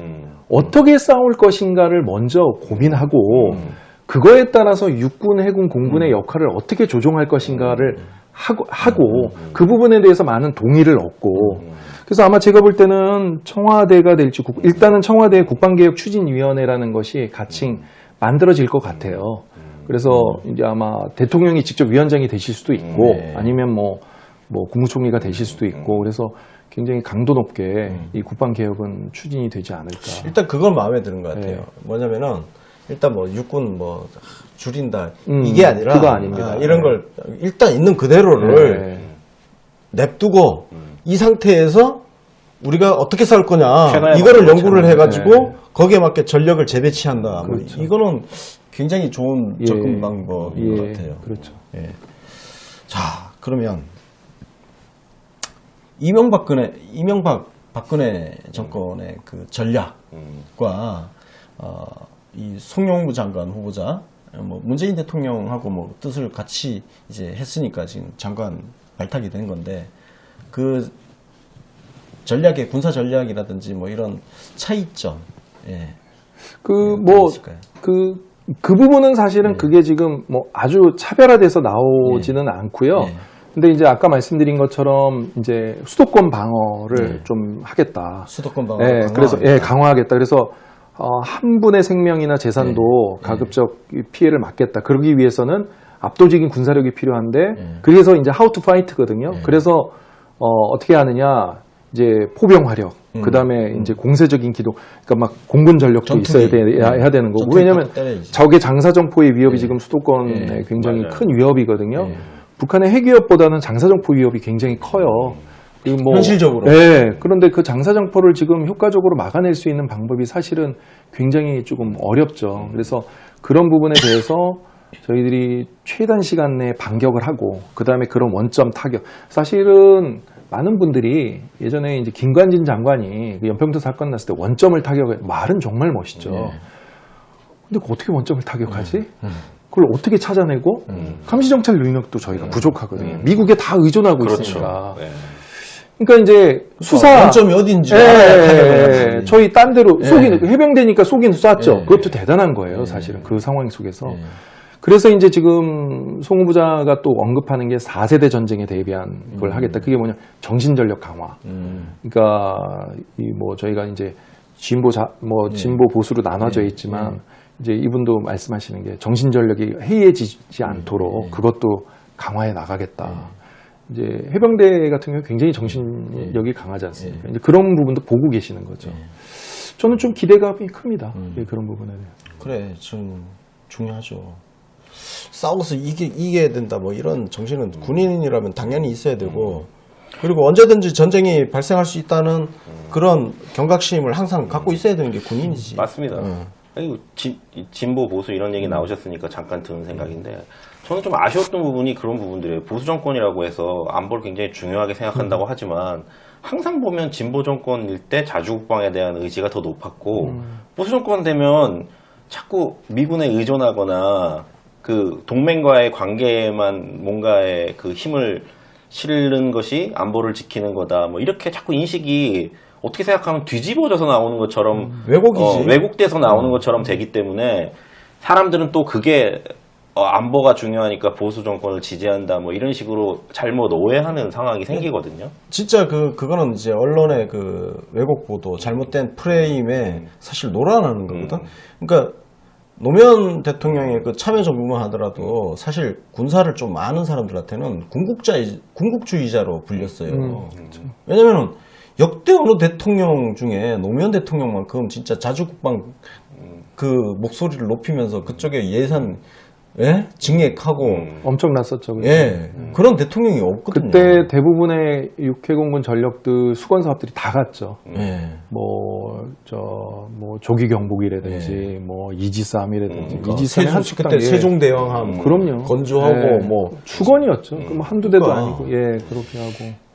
그래서 군국주의자라는 소리까지 들었거든요. 그다음 자이툰 부대도 미국이 요청해서 파병했죠. 예. 그때 뭐 반론이 진보 쪽 계시는 분들은 그러니까. 반론했었잖아요. 그 제가 기억이 나는 게 제가 이제 방위사업청에서 근무를 하면서 저희는 이제 계획을 짜요. 이렇게 합참에서 뭐가 필요하다 그러면 이게 오면 재원을 까는 작업들을 하는데 국방중기계획이라고 해요. 그거 할 때 이제 그 국방비를 기재부로부터 받잖아요. 그때 연평균 증가율이 거의 7% 8%였어요. 근데 갑자기 그때 2008년도 이명박 정부 들어서고 나서 줄었죠. 엄청 증가율이 뚝 떨어진 예. 거예요. 그러니까 그게 무슨 안보, 네. 보수 정권이 무슨 안보에 강해. 그러니까. 그거는 저는- 맨날 입으로만 예. 안보 얘기하지.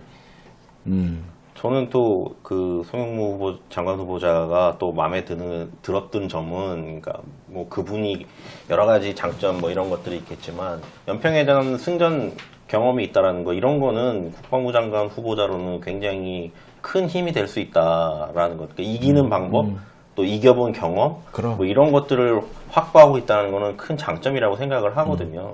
그래서 그런 부분들이 국방 정책에, 그러니까 이런 생각이 드는 거죠. 그 내가 이기고자, 내가 전투에 이기고자 하는 욕망이 있다면 그 국방 행정부터 무기체 이런 것들을 소홀히 하지는 않을 거예요. 그렇지. 왜냐하면 그런 것들을 잘 갖춰야 이길 수 있는 거니까. 근데 이런 이기는 경험이나 이기고자 하는 의지가 약하다면 당연히 그런 부분들에 소홀할 것이다. 왜냐하면 뭐 이기고 지는 게 무슨 상관이야, 뭐 이렇게 생각할 수도 있으니까, 극단적으로. 그러니까 그런 차원에서 보면 굉장히 의미가 있다고 생각합니다. 그래서 지금 굉장히 재미있는 것 중에 하나가 이제 나중에 그 국방부 장관을 문민이 할 수 있을까, 네. 현 정부에서. 예. 저는 그 부분에 대해서는 굉장히 신념을 가지고 계시다고 봐요. 송 후보자님이. 그러니까 본인이 가교 역할. 그게 왜 가능하냐면 사실은 지금까지는 군 출신 4성급 장성 하셨던 육군 위주로 다 오셔서 그렇죠. 하다 보니까 사실은 국방부는 싸우는 부대가 아니에요. 행정부서예요. 지원해주고. 예, 행정부서죠. 어디가 싸우는 데냐면 합동참모본부의 그렇죠. 합참이에요. 합참, 예. 근데 뭐 이게 국방부 장관이 지휘관이 되고 합참의장은 거기에 이제 뭐 저 따라다니는 참모처럼 돼 있는 거. 이거는 굉장히 잘못돼 있는 거거든요. 이 문제점을 명확하게 인식하고 계신 것 같고요. 예, 그래서 합참의 기능을 굉장히 강화시키고 미국도 그런 과정을 거쳤거든요. 그래서 지휘관의 권한을 강화시켜주고 그런 방향으로 아마 예, 개혁이 좀 그러니까. 일어나지 않을까. 이게 사실은 지금 법무부하고 검찰과의 관계도 마찬가지인 거란 말이에요. 법무부하고 검찰도 약간 그런 관계였고, 대법원 같은 경우도 그런 거거든. 법원 행정처가 따로 이제 행정 사무 처리하는 법원 행정처가 있는데, 법원 행정처가 그 뭔가 이제 대법관 가는 요직의 코스처럼 되어 있으니까 사실상 법원 행정처가 법원을 지배하는 그런 형태가 된단 말이에요. 그거하고 같은, 우리나라 전반적으로 행정 조직이 그렇게 되어 있는 것 같아. 그런 측면에서 예, 의미가 있고. 자, 그래서 그런가요? 우리 그 송 장관 후보자가 그 해군 참모총장, 그 노무현 대통령 당시에 참모총장 발탁됐잖아요. 그렇죠. 그죠? 예. 그때 예. 그때 문재인 예, 대통령하고 인연을 맺었다고 그때 들었는데. 그렇죠. 이제 아까 처음에 예. 말씀하셨던 이분이 비주류, 예. 해군에서는 비주류였는데 예. 뭐 그게 뭐 절대적인 기준은 예, 아니겠지만 예.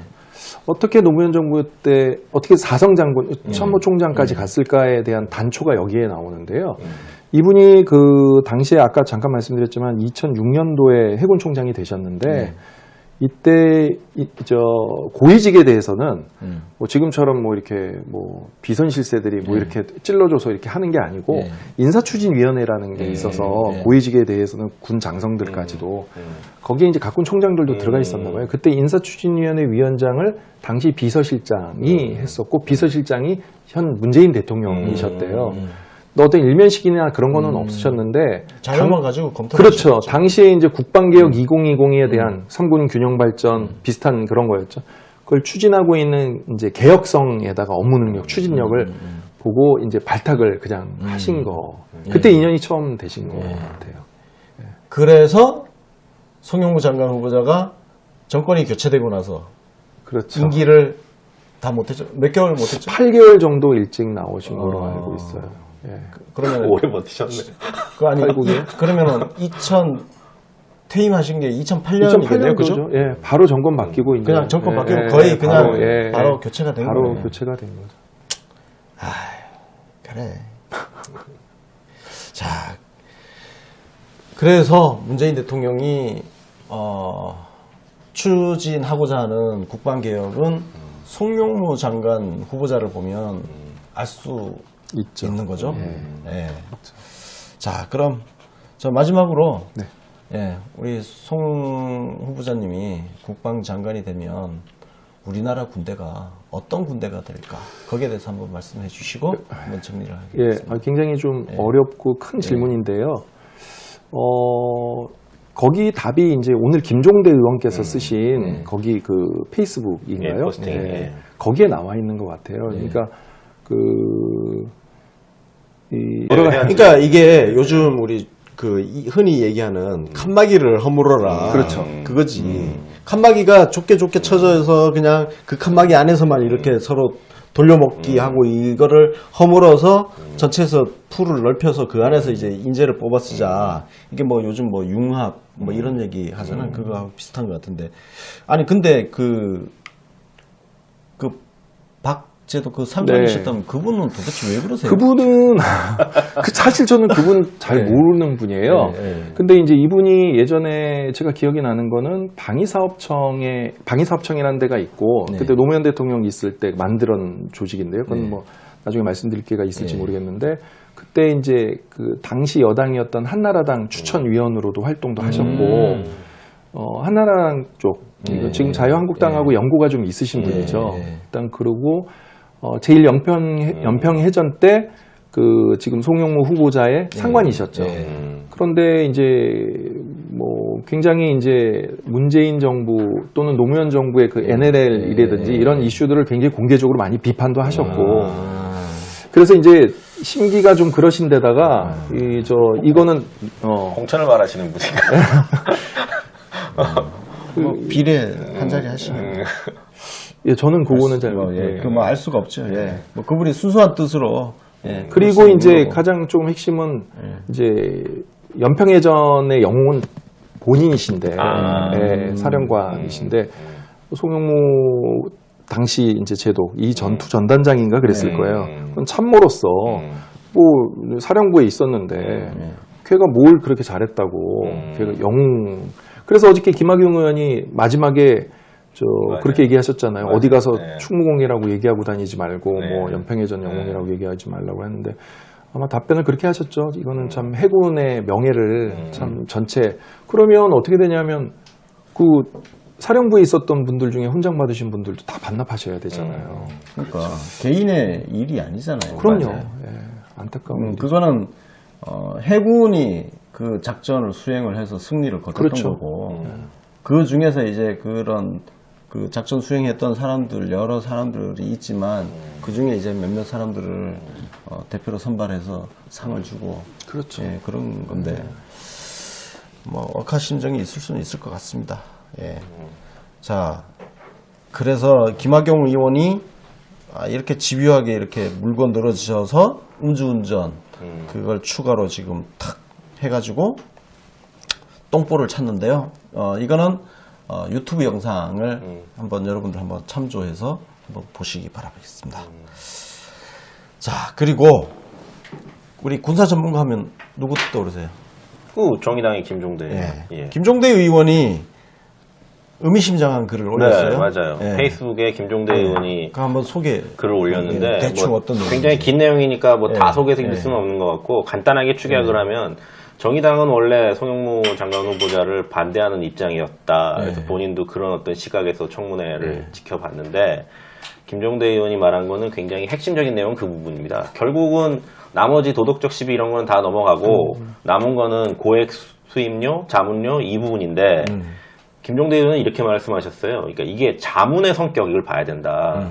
이게 자문이 그러니까 무슨 이권에 개입해서 이권의 수수료를 받은 거라면 문제가 되는 거지만 이 자문의 성격이 그러니까 이 방위 사업에 대한 전문적인 지식을 학습시켜 주는 거라든지 아니면은 이 방위 사업 관련된 수출 업체들한테 지원을 해서 이게 수출을 좀 더 수출을 잘할 수 있게 도와주는 일이. 그 소개팅 미팅 같은 거 나가면 굉장히 인기가 많으셨을 것 같아요. 예, 뭐 열심히 했죠.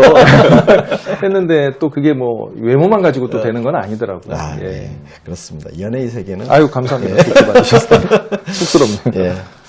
자, 그래서 그 뭐 우리 그 의혹 제기 아까 말씀드리다가 이제 또 했는데 그 위장 전입 스토리는 여러분들이 제가 쓴 기사를 한번 참조하시면 도움이 될 것 같고요. 그래서 그런지 청문회에서 위장 전입 이야기가 안 나와요. 그리고 저는 사실 또 개인적으로 좀 어처구니 없었던 거는 그 따님 휴가 475일 그거는 세상 물정 모르는 사람이라면 그걸 의혹이라고 제기를 할 수 있겠지만 세상 물정 조금 직장 생활 조금 해본 사람이면 그런 의혹을 제기를 할 수 없어요. 아, 너무 악의적인 것 같다는 생각 드는 게 왜 그러냐면 10년치를 모아서 이렇게 그러니까. 휴가 일수를 계산했다라는 거는 그러니까 그 의혹을 제기하신 분들이 그러니까 한 1년치, 2년치로 하면은 그 뭔가 이렇게 의혹의 규모가 안 맞다라고 생각해가지고 일부러 한 10년치를 모은 건데 어떻게 10년치 휴가 475일 그 10년 동안에 따님이 또 출산을 2번이나 하셨는데 그러니까. 아니 그 상을 줘도 시원찮을 판에 휴가 갔다고 뭐라 그러는 건 그건 사실 말이 안 되는 것 같습니다. 그거 관련해서 지난번에 뉴스에 한번 다루셨잖아요. 네. 근데 되게 조금 가슴이 짠했던 게 네. 그때 뭐 그때 좀 아픈 딸이 있다고 그게 있었는데 보니까 이분은 첫째 딸. 아 네. 맞아요. 예. 휴가 쓰신 분은 첫째 딸. 딸입니다. 예, 그러시고. 둘째 따님은 위장 전입과 관련해서 제가 기사로 썼지만 16 나이에 그때 이제 그 몹쓸병 때문에. 8살인가 병원 9살에 발병이 돼서 8년간 8년간 고생하다가 가슴 아프더라고요. 예, 세상 그 꽃을 미처 피워보지도 못하고 하늘나라로 간 그런 아픈 가족사가 담겨 있었던 의혹이 바로 위장 전입 사건입니다. 예. 그 의혹을 제기하더라도 최소한의 인간적인 배려는 필요하지 않을까. 우리가 그래도 다 같은 한 세상, 이 한 시대를 같이 살아가는 사람들인데 너무 잔인한 의혹 제기가 아니었나 생각합니다. 자, 모든 의혹이 거의 이제 뭐 거의 30가지에 가까운 의혹이 제기가 됐지만 거의 다 정리가 됐고요. 지금 청문회에서 한 2가지 정도가 이슈가 지금 되고 있습니다.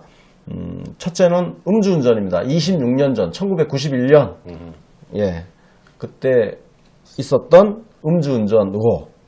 그 다음에 하나는 법무법인 율촌에서 고문으로 활동하면서 받은 고문료, 그리고 LIG 넥스원에서 자문하면서 받았던 자문료. 또 자문료. 네. 이 2가지가 지금 마지막 쟁점으로 남아 있습니다. 그래서 이 부분 좀 오늘 정리를 좀 할 건데요. 특히 이제 음주운전 관련해서는 자유한국당의 김학용 의원이 집요하게 지금 물고 늘어지고 있습니다. 그러면서 추가로 무슨 음주운전이 적발됐다 해가지고 의혹을 제기를 했는데, 예, 똥불을 찼죠. 예, 자살골. 자살골을 넣습니다. 그 자살골 그 한번 소개해 주죠. 예, 거의 뭐 청문회 오후쯤 네. 돼서 갑자기 이제 굉장한 거를 또 하신 것처럼 네. 얘기를 하셨죠. 그래서 음주운전은 더 이상 없느냐 그렇죠. 물어봤고 김 의원님 물어봤고 그거에 대해서 좀 없다 네. 했는데 그러면은 만일 있으면 사퇴하겠느냐 봐주겠다 이런 식으로 해서 굉장히 청문회장을 술렁이게 만들었었죠. 아, 굉장히 많이들 놀라셨죠. 드라마틱하게. 예. 예. 근데 결과가 굉장히 허망하게 끝났었죠. 예. 네. 오늘은 인사청문회를 가지고 군사 전문가 한 분을 모셨습니다. 특히 송영무 국방부 장관 후보자를 둘러싼 각종 의혹이 제기되고 있는데요. 대부분은 지금 의혹이 해소가 된 상태입니다. 한 2가지 정도 지금 남아 있는데요. 그러면 과연 어떤 세력과 어떤 사람들이 송영무 장관이 국방부 장관이 되는 것을 막으려고 이러는 것인지 그 배경도 한번 알아보고요. 그리고 송영무 장관이 취임했을 경우 과연 우리나라 국방이 어떻게 바뀌는 것인지 그런 부분 한번 들어보는 자리를 만들었습니다. 그래서 저희가 잘 모르기 때문에 잘 아시는 군사 전문가 한 분을 모셨습니다. 이석희 예비역 중령 이 자리에 모셨습니다. 안녕하세요. 네, 안녕하세요. 처음 뵙겠습니다. 자, 그리고 오늘도 저와 함께 옆에서 도와주실 UBC 대표를 맡고 계시는 김영석님 나오셨습니다. 네, 안녕하세요. 김영석입니다. 네, 우리끼리 너무 짜고 치는 것 같아요. 저는 오늘 리액션 담당인데 열심히 리액션 해가지고 또 방송을 좀 풍부하게 만들겠습니다. 이 경영부분 대표님이 방송에도 자주 나오시고 글도 열심히 쓰시고 네. 이거 보도부문 대표가 더 분발을 해야 네. 된다는 어떤 무언의 압박 같습니다. 네. 자, 여러분들 그 송영무 장관 후보자의 의혹에 대해서는 저희 그 정치 신세계 팟캐스트를 들으셨던 분들은 대부분 해소가 되셨을 거예요. 예. 뭐 다양한 의혹이 제기가 됐죠? 뭐 기억나시는 거, 예. 또 저는 제일 기억나는 게 그 따님 주식 70만 원어치 샀다고 그게 무슨 뭐 방산비리랑 연관된 거 아니냐 이렇게 주장하는 그 주장이 제일 기억에 남는데 그런 거는 사실은 어떻게 생각하면 국민을 너무 무시하는 것 같아요. 네. 나는 위장 전입. 그 스토리는 제가 여러분들 덕분에 그 기사가 거의 지금 30만 건 조회를 지금 향해서 가고 있습니다. 여러분들 30만 건이라고 하면요. 지금 저희는 아직 네이버 다음 포털에 아직 안 들어간 상태인데, 포털에 들어가 있는 기사도요, 정말 최상단에 아주 중요 메인에, 기사로 메인에 노출이 되어야 30만을 조회를 합니다. 정말 대단한 네, 정말 SNS에서 진짜 예. 그렇게 많이 회자될 거라고는 예상하지 못했는데 그만큼 그 내용이 가지고 있는 그 좀 진실성 이런 것들이 좀 많이 표현되지 않았나 이런 생각이 들더라고요. 네. 중령님 혹시 그 기사 보셨어요? 네, 봤습니다. 진짜 임팩이 대단하시더라고요. 네. 자, 본격적으로 들어가기 전에 오늘 이 자리에 모신 우리 군사 전문가, 군사 전문가 하니까 김종대 의원 생각나는데, 김종대 의원보다 훨씬 군사 전문가이십니다. 이석희 중령님 한번 본인 소개 한번 간략하게 해주십시오. 예, 반갑습니다. 저는 육사를 나왔고요. 네. 2014년까지 방위사업 중에 한 10년 정도 네. 방위사업과 관련된 일을 좀 네. 했었고요. 네. 14년 이후에 나와서 이제 좀 개인 일을 하다가 네. 최근에 이제 좀 이런 정치에 관심이 네. 있더라고요. 이렇게 네. 너무 이번에 촛불 시위나 네. 이런 걸 네. 보면서 네. 정치가 굉장히 중요하구나 하는 네. 것을 군인이었지만 네. 굉장히 많이 느껴서 예. 좀 그럼 지금 민간인? 완전 신분이시네요? 민간인이시죠. 머리 보면 외모가 예. 보통이 아니신 것 아이고 감사합니다. 조국 민정수석하고 좀 그지? 그래서 굉장히 밖에 나가면 네. 인기가 많으실 것 같은 인기나 많으셨어요. 아마 지금 하얀색 머리 때문에 좀 그렇게 보시는데 제가 못하죠. 요즘은 흰머리가 대세가 되어버렸어요. 예, 그런가요? 염색을 안 한다고 그러더라고요. 흰머리 계신 분들이. 생도 시절에 좀 받으셨던 것 같고요. 그래서 그런 측면에서 보면 도대체 개인의 문제인지 이게 아니면 이 해군 내에 이제 어떤 주도되는 세력과 사실 이 송영무 후보자님이 이번에도 언론에 나오기는 했는데 저는 이제 육군 출신이니까 잘 모르는데 해군에는 이제 마진창이라고 해서 마진창. 그러면 마산, 진해, 창원. 그 지역을 딱 그 지역이네. 그쪽 지역에서 나온 고등학교, 특히 이제 거론되는 게 진해고등학교. 진해고등학교. 예를 들면 김성찬 의원님 지금 하고 계시는 황기철 제독님 다 거기를 나오시고.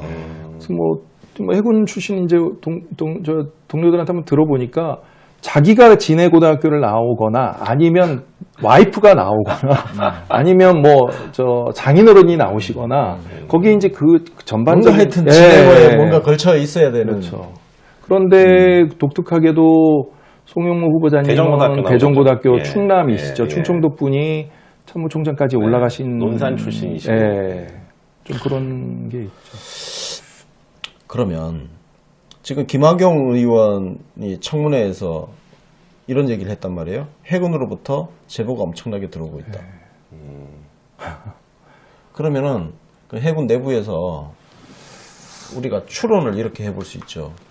일단 주류 세력이 아니기 때문에 기존의 그 주류 기득권 세력이 우리 송 장관 후보자를 주저앉히기 위해서 뭔가 굉장히 바쁘게 지금 움직이고 있다. 이런 추론이 가능하거든요.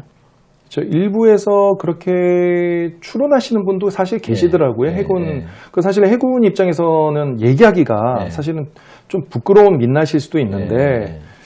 그러니까 지금 아까 제가 말씀하다가 했는데 해군이라는 지역이 군사 기지지 않습니까? 네. 그러니까 거기에는 이제 군수사령부나 네. 많은 사령부들이 있고 또 기지가 있고 그게 아마도 이제 일각에서 어떤 분이 말씀하시는데 송영무 해군 참모총장이 되시고 나서 네. 몇 가지 개혁을 하신 부분과도 연관이 좀 있다고 얘기를 하시는 어떤 분들이 있어요. 개혁? 예를 들면 가장 큰 게 진해에 있던 해군 작전사령부를 네. 부산으로 옮기셨죠. 그건 굉장히 충격적인 일이었다고 하더라고요. 뭔가를 뺏기는 입장에서는 그죠. 예. 아. 그게 이제 사령부만 옮겨가는 것이 아니라 거기에 따르는 많은 어떤 부수적인 인력들, 그 다음에 가족들, 그 다음에 관련된 업체들 다 이게 이전하는 거니까 이해관계 충돌이 이해관계 충돌이 있을 수 있다라고 보는 그런 시각이 좀 있으신 것 네. 같고요. 그 다음에 뭐 이제 헌병병과에 대한 어떤 대대적인 개혁. 예, 그래서 그러니까 어떤 개혁? 그러니까 당시 이제 그 송 후보자께서 생각을 하실 때는 그 해군 헌병병과가 좀 이제 적폐가 좀 많이 있었다고 보신 것 같아요. 예, 관행적으로. 예. 그래서 헌병병과를 대대적인 개혁을 조금 했었던 것 같고요. 그래서 헌병병과가 아닌 분을 뭐 수장으로 앉히고 그거는 사실은 육군에서도 가끔 있습니다. 육군에서도 보병을 앉힌다든지 그런 일도 있고 그 다음에 이제 또 대표적인 게 이제 해군은 함장들은 대부분 이제 항해병과 이분들만 하세요. 그러니까 뭐 육군으로 말하면 뭐 보병, 포병 뭐 이런데 전투병과 항해만 하시죠. 그러니까 제독이라 그러죠. 투스타급 이상 되시는 분들은 대부분 다 항해병과 하세요. 항해병과가 아니면 공군의 조종병과처럼. 그런데 이제 거기를 이제 기관병과를 또 기관병과도 할 수 있도록 이렇게 문호를 개방하셨죠. 그러니까 대병과 제도라 그래서 인력의 풀이 작은데 우리가 정말로 좀 깜이 되는 친구가 있으면 이렇게 히딩크처럼 멀티. 그게 본인이 아니라 그 동기생. 동기생. 박모 대령으로 시기가 91년도 네. 똑같아요. 진해 해군 작전사령부에서 원래 그때 있었던 거는 사과를 하셨던 거고 이제 처리 과정에서 당시에 좀 음주 문화에 대해서 좀 전 사회적으로 관대할 때여가지고 그게 이제 부대 그냥 소속 통보라는 이름으로 해서 좀 됐던 거. 그거는 이제 송 후보자만 그렇게 됐던 건 아니고 당시에 이제 한 33건 정도가 있었는데 뭐 21명, 예. 33명 가운데 그쵸, 21명은 네, 우리 소속 송 후보자님하고 비슷하게 다 그렇게 처리가 어저께 됐다고 이철희 그러더라고요. 의원님이 네. 청문회장에서 그걸 읽으셨는데 뭐 기물 파손한 거, 뭐 차량을 부순 거 그런 것도 다 소속도. 그 당시는 좀 그랬던 것 그렇겠죠. 같아요. 네. 그래서 91년이에요. 예. 그게 어느 시절이야. 그러니까 그거는 깨끗하게 사과를 하셨고 네. 젊은 날의 실수 네. 이렇게 사과를 하셨는데 그 이후에 이제 전출을 네. 오셔가지고 그때 이후에 뭔가 제보를 또 받으셔서 이제 얘기를 하셨던 것 같아요. 예.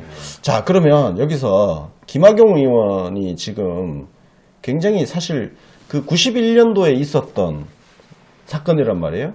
그 당시에 사실 경찰에서는 해군 헌병대로 이첩을 했고 그리고 해당 부대장이 그걸 처리를 다 한 사안이잖아요.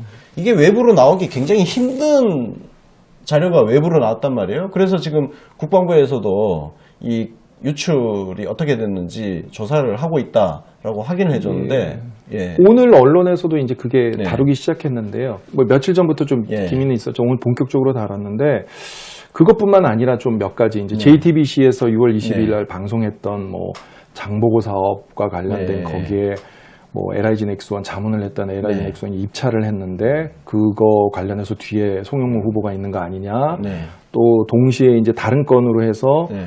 또 LIG 넥스원이 율촌이라는 회사에 뭐 또 소송 의뢰인 그 계약을 맺었는데 그 뒤에도 또 있느냐 그런 것들이 나왔었죠. 네. 근데 그것도 자료들이 군사 2급 비밀이라. 2급, 3급 비밀들이어서 이제 그때부터 이제 의혹 제기들이 사실은 됐죠. 그러다가 이번에 이제 음주운전 그 건이 나오면서 그거는 사실은 군사 비밀은 아니지만 그렇죠. 개인 정보로서 그때는 뭐 수기로 작성했을 텐데 그러니까요. 아마 제가 듣기로는 김학용 의원께서 아마 진에 내려가셨었는데 음. 뭐 알고 내려가셨죠. 예. 누구한테 얘기를 들으셨을 테니까. 예. 그래서 그거 찾아라 그랬는데 아마 헌병대에 계시는 분이 담당자 그거 찾으시는데 2시간 반 정도 다 뒤지고 뭐 창고를 다 뒤지고 하셔가지고 그러면 이미 뭐 무슨 그런 파일이 다 준비되어 있다는 뜻이. 그렇죠. 뭔가 자료의 존재는 김 의원님이 알고 계셨던 것 같은데 그쪽에서는 뭐 그런 거를 찾을 이유가 없지 않습니까? 그렇죠. 26년 예. 전에. 자, 그러면 그거를 누군가가 굉장히 91년도면 굉장히 오래된 26년 일이잖아요. 전이죠. 26년 전 일인데 그렇게 오래된 일을 끄집어내서 누군가가 알려주고 확인해봐라 뭐 이렇게 지금 이런 일이 벌어졌다는 것은 지금 내부에 그 해군 내부에 어떤 그런 것들이 있는 건가요? 그러니까 견제. 지금 그러니까 이제 그런 자료들은 이제 해군 자료들이니까 네. 뭐 그런 자료들 해군 자료니까 그러면 해군 안에서 네. 뭐 이거는 뭐 어저께 청문회장에서도 얘기가 나온 거니까 뭐 이함대 사령관 그 예전에 이제 송영무 후보자님의 상관이셨죠. 네. 1차 연평해전 예. 때 그분이 굉장히 공개적으로 음. 그 저 송 후보자를 많이 이제 비난도 하셨고 예, 그렇죠. 그래서 그 김학용 의원이 그분 실명을 거론하셨죠. 네. 그래서 뭐 박- 그래서 박모제동. 박모제동님 예, 예. 하셔서 굉장히 많은 자료를